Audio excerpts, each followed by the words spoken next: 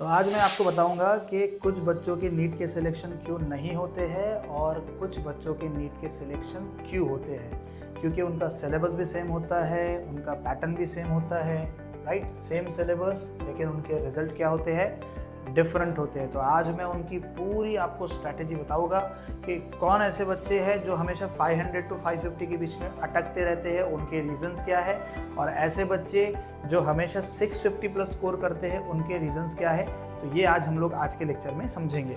तो देखो, टॉपिक का नाम बहुत ही सिंपल है, आपने थंबनेल को देख के भी पहचान लिया होगा कि मैं किस बारे में डिस्कशन यहाँ पे करने वाला हूँ। तो हम लोग फटाफट इसको स्टार्ट करते हैं। तो पहला जो सबसे इम्पोर्टेंट पॉइंट है वो है हमारा रिवीजन की स्ट्रैटेजी। अगर हम लोग एज्यूम करते हैं कि कोई बच्चा हमेशा 586 पे अटका हुआ है, 550 to 586 के आसपास में मार्क्स स्कोर कर रहा है, और एक बच्चा है जो कि हमेशा 650 प्लस स्कोर कर रहा है। तो दोनों स्टूडेंट में कितनी ज़्यादा आपको सिमिलैरिटीज़ नज़र आएगी और कितने ज़्यादा आपको डिससिमिलैरिटीज़ नज़र आएंगी, ये आपको आज के लेक्चर में बिल्कुल पता लगेगा। सबसे पहले हम लोग डिस्कस करेंगे जो सबसे हमारा इम्पोर्टेंट पॉइंट है, वो है हमारा रिवीजन की स्ट्रैटेजी।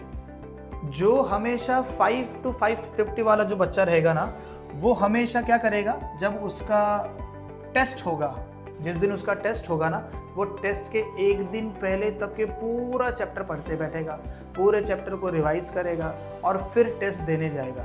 लेकिन अगर जो स्मार्ट बच्चा होगा ना, जो 650 वाला बच्चा होगा, वो एक्टिव रिकॉल करेगा। एक्टिव रिकॉल क्या होगा कि वो छोटे छोटे से अपने हैक बनाएगा, छोटे छोटे से ट्रिक बनाएगा, छोटे छोटे से अपने नोट्स बनाएगा। जैसे कि एक बायो हैक ले लो या केमिस्ट्री का हैक ले लो, केमिस्ट्री की वो शीट बना के रखेगा, केमिस्ट्री की नेमिंग रिएक्शन की अलग शीट बनाएगा, यूजेस की अलग शीट बनाएगा, प्रिपरेशन की शीट अलग बनाएगा, एप्लीकेशन की शीट अलग बनाएगा, फिजिक्स के फॉर्मूले की शीट अलग बनाएगा, और वो पूरे चैप्टर को केवल 20 से 25 मिनट में रिवाइज करेगा।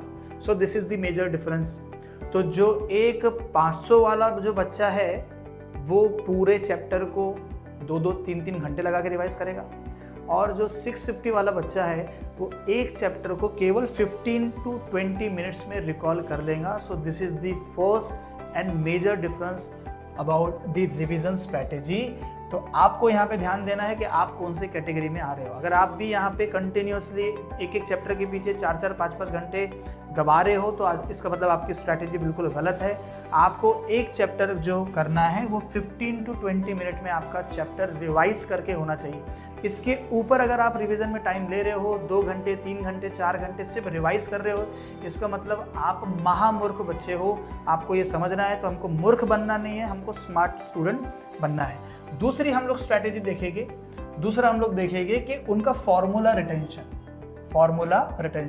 अगर हम लोग फॉर्मूला रिटेंशन की बात करें तो जो 500 वाला जो बच्चा है वो हमेशा कभी भी वो फॉर्मूला शीट नहीं बनाएगा। वो कंटिन्यूसली बस एनसीईआरटी को रीड करेगा और सोचेगा कि हाँ, ये मेरे को फॉर्मूला याद है, मैं इसको इसके हिसाब से चेक करूँगा, याद आ जाएगा। लेकिन आप मेरी हकीकत मानो, मैं जो बता रहा हूँ उसको ऑनेस्टली से सुनो। ये बच्चों का फॉर्मूला शीट ना बनने से ही वो हमेशा 500 और 550 मार्क्स पे अटक के रहते हैं, क्योंकि टाइम पे उनको फॉर्मूले याद नहीं होते। लेकिन अगर मैं स्मार्ट बच्चे की बात करूँ जो 650 के प्लस हमेशा स्कोर कर रहा है, उसका हमेशा एक कॉन्साइज फार्मूले की शीट प्रिपेयर्ड होगी। वो अपने फार्मूले को अलग से लिख के रखेगा और उसको कंटिन्यूसली रिवाइज करते रहेगा। जब उठेगा तब रिवाइज करेगा, जब सोएगा उससे पहले रिवाइज करेगा। तो फार्मूला शीट भी एक स्ट्रैटेजी का बहुत ही बड़ा इम्पैक्ट क्रिएट करेगा, एक 500 वाले बच्चे में और एक 650 वाले बच्चे में। थर्ड हम लोग डिस्कस करेंगे। थर्ड हमारा पॉइंट यहाँ पे ये है सिली मिस्टेक, राइट। अब मुझे बताएं सिली मिस्टेक में क्या होता है। काफ़ी सारे बच्चे मिस्टेक करते हैं। मिस्टेक्स तो पार्ट है आपके आपके पढ़ाई के, आपकी प्रिपरेशन के, आपके सिलेक्शन के, वो पार्ट है, वो होना वो ज़रूरी है। मिस्टेक से काफ़ी सारी चीज़ें हम लोग सीखते हैं।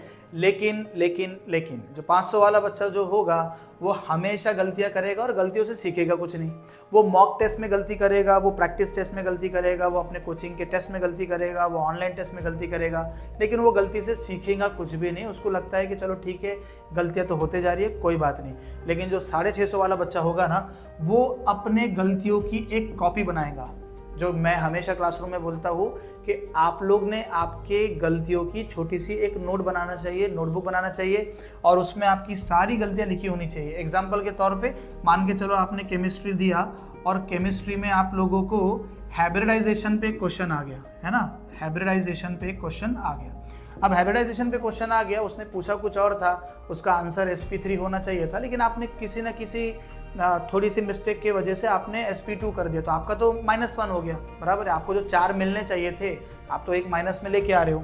तो अब जो स्मार्ट बच्चा होगा ना वो लिख के रखेगा कि यार हाइब्रिडाइजेशन में मेरी गलती हुई थी, क्वेश्चन पूछा ये गया था बट मेरी गलती यहाँ पे ये हो गई। और जो 500 550 वाला बच्चा जो खुश है उसको कोई फिक्र नहीं होगी, उसको लगेगा कि ठीक है भाई गलती होगी कोई बात नहीं, नेक्स्ट पेपर में इसको देख लेंगे, लेकिन वो नेक्स्ट पेपर में कभी वो गलती को सुधारेगा नहीं। So this is the major point of the revision strategy. ठीक है, तुम्हारा नेक्स्ट स्टेप आता है स्टडी एनवायरनमेंट। देखो स्टडी एनवायरनमेंट बहुत ज़रूरी है।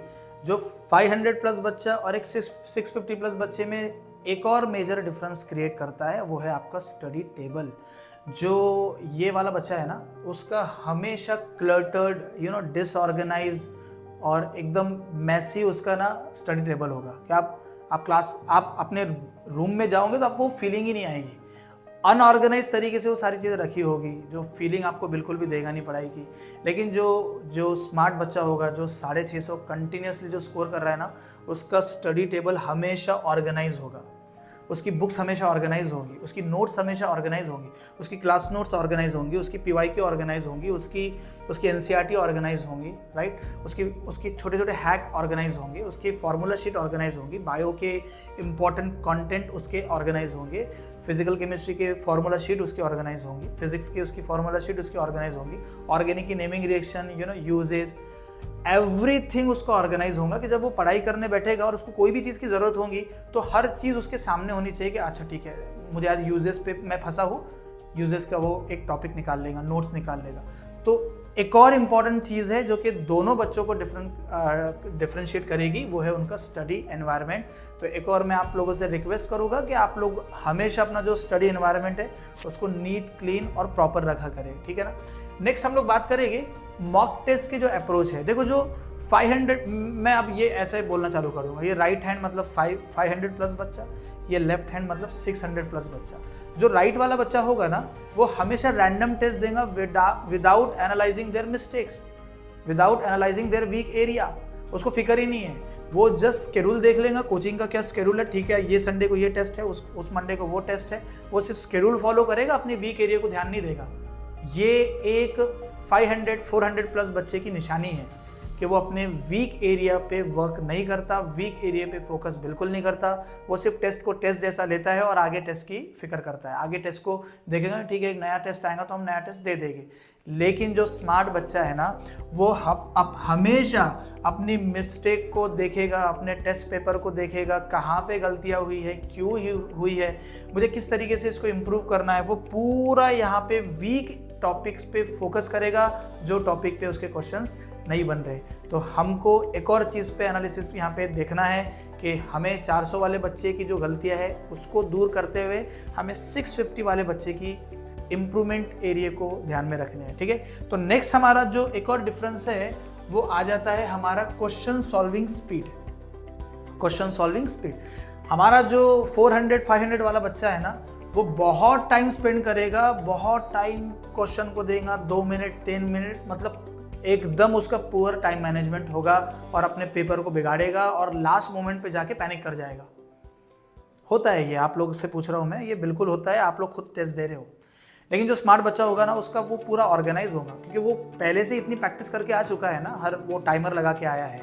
आप ज़रा सोचो, इतने 20 लाख 22 लाख के ऊपर बच्चे एग्जाम देंगे, वो उसने टाइमर लगा के रखा है अपना कि एक क्वेश्चन के पीछे मुझे इतना समय देना है ना, इसके ऊपर नहीं देना है। पूरा वेल स्ट्रैटेजी, वेल प्रिपेयर्ड होके वो आया है, सारे उसने ब्लॉक को टिक करके आया है, उसको पता है कि मुझे अपने पेपर को कैसे छुड़ाना है, इसीलिए उनको हमेशा 650 के ऊपर मार्क्स आते हैं। वो अपने पूरी प्रॉपर स्ट्रैटेजी को लगाएंगे, सॉल्विंग अपने ईजियर क्वेश्चन को पहले करेंगे और मैक्सिमाइज करेंगे, है ना। और जो हमारा 400 वाला जो बच्चा है ना वो वहीं अटका हुआ है, वो एक ही क्वेश्चन पे अटका हुआ है, वो ये देख ही नहीं रहा कि मेरा टाइम का क्या हो रहा है। तो आपको एकदम ध्यान में रखना है कि आपकी क्वेश्चन सॉल्विंग स्पीड जो है ना वो आपके कंट्रोल में होनी चाहिए, ना कि आप उसके कंट्रोल में होना चाहिए। ठीक है, नेक्स्ट हम लोग देखेंगे, नेक्स्ट क्या देखेंगे, मेरे हिसाब से तो यहाँ पे हमारा ऑलमोस्ट सब खत्म ही हुआ है। आज हम लोग देख लेते हैं कि इसके हमने क्या टेक अवे लिए है। टेक अवे सबसे ज़्यादा इंपॉर्टेंट ये है कि आपको सबसे पहले रिवीजन पे ध्यान देना है। किस पे ध्यान देना है? आपको सबसे ज़्यादा रिवीजन पे ध्यान देना है। आप जितना रिकॉल करोगे उतना आपका टॉपिक दिमाग में जाएगा, उतना रिटेन होगा और उतना ही आपके एग्जाम में रिप्रोड्यूस होके आएगा। दूसरा, आपको ध्यान देना है आपके फॉर्मूला शीट पे, चाहे आपका फिजिक्स रहो या फिजिकल केमिस्ट्री रहो, आपको फॉर्मूला शीट बनाना है और कंटिन्यूसली डेली मॉर्निंग में उठने के बाद और रात में सोने के पहले आपको फॉर्मूला शीट को रिवाइज ज़रूर करना है। बच्चों, डॉक्टर बनना है ना, करना पड़ेगा। ठीक है, और थर्ड, आपको आपकी मिस्टेक्स का एनालिसिस करना है। हमको वो 400 वाले बच्चे की तरह नहीं रहना है कि हमको क्या मिस्टेक्स हमारी हो रही है, हमको कोई फिक्र ही नहीं है। आपको बच्चों ध्यान देना है कि आपकी जो भी गलतियां हो रही ना, उन गलतियों के पीछे कौन से टॉपिक इन्वॉल्व है और वो कौन से टॉपिक में मेरी गलती हो रही है, इसका मतलब मेरे वो वीक टॉपिक है। आप प्लीज़ उस पर ध्यान देना, तो आपको इससे भी फ़ायदा होगा। और चौथा, आपका देखना है आपको टाइम मैनेजमेंट पे। आपको कोई भी क्वेश्चन के पीछे 1 से 2 मिनट के ऊपर देना नहीं है। आसान क्वेश्चंस को पहले अटेम्प्ट करो, कॉन्फिडेंस अपना बढ़ाओ, फिर टफ क्वेश्चंस पे जाओ। वैसे भी टफ क्वेश्चन कम आते हैं, आसान क्वेश्चन ज़्यादा आते हैं। ठीक है, और मीडियम वाले भी क्वेश्चन थोड़े एवरेज में ही आते हैं। टफ क्वेश्चन लेकिन कम आते हैं, तो आप बिल्कुल टफ क्वेश्चन के पीछे नहीं भागना।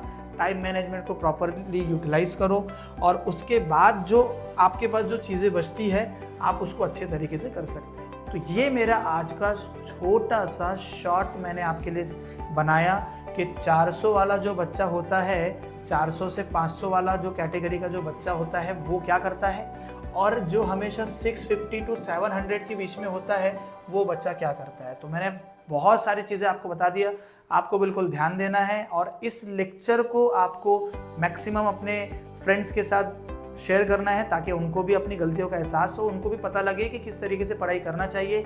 और अगर आप जेई के बच्चे हो और आप ये वीडियो देख रहे हो, तो मैंने जेई की PYQ सीरीज चालू की थी, आप प्लेलिस्ट में जा सकते हो और उसका नाम है रेस टू 99 परसेंटाइल, कि कैसे अप्रैल अटेम्प्ट में आप लोग अपना 99 परसेंटाइल सिक्योर कर सकते हो केमिस्ट्री में। तो आप प्लेलिस्ट में जाके वो सीरीज़ को भी देख सकते हो। तो मिलते हैं नेक्स्ट लेक्चर में, जहाँ पे मैं आपसे बहुत ज़्यादा डिस्कशन करूँगा फ्यूचर प्लानिंग के हिसाब से। आपके सिलेबस नीट का जो आने वाला है, नीट 25 को किस तरीके से क्लियर करें, किस तरीके से स्ट्रैटेजाइज करें, किस तरीके से मैक्सिमाइज करें आपके मार्क्स को, वो सब चीज़ें मेरे पास प्रिपेयर्ड है। मैं नेक्स्ट लेक्चर में आऊँगा और नेक्स्ट लेक्चर में हम लोग धमाल मचाएंगे। जय हिंद।